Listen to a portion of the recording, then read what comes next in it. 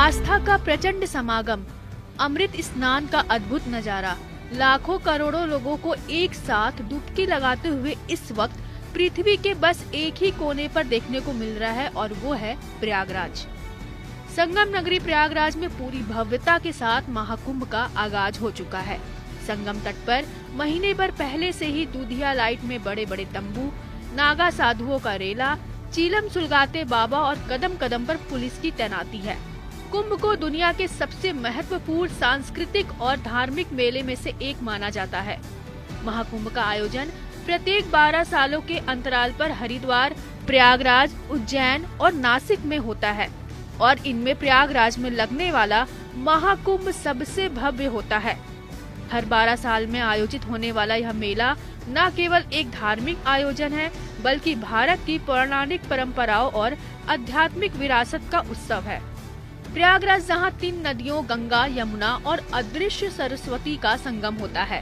प्रयागराज में 13 जनवरी से 26 फरवरी तक चलने वाला महाकुंभ 144 साल बाद आया है।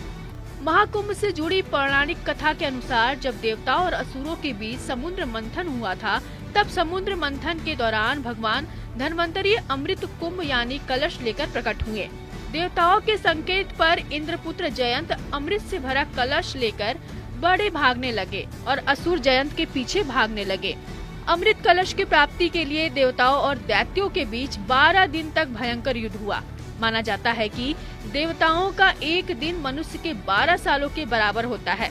इस युद्ध के दौरान जिन जिन स्थानों पर कलश से अमृत की बूंदें गिरी थी, वहां कुंभ मेला लगता है। अमृत की बूंदें इन 4 जगहों पर गिरी थी, जो है प्रयागराज, हरिद्वार, उज्जैन और नासिक, जहां इन चारों स्थान पर कुंभ मेला का आयोजन किया जाता है।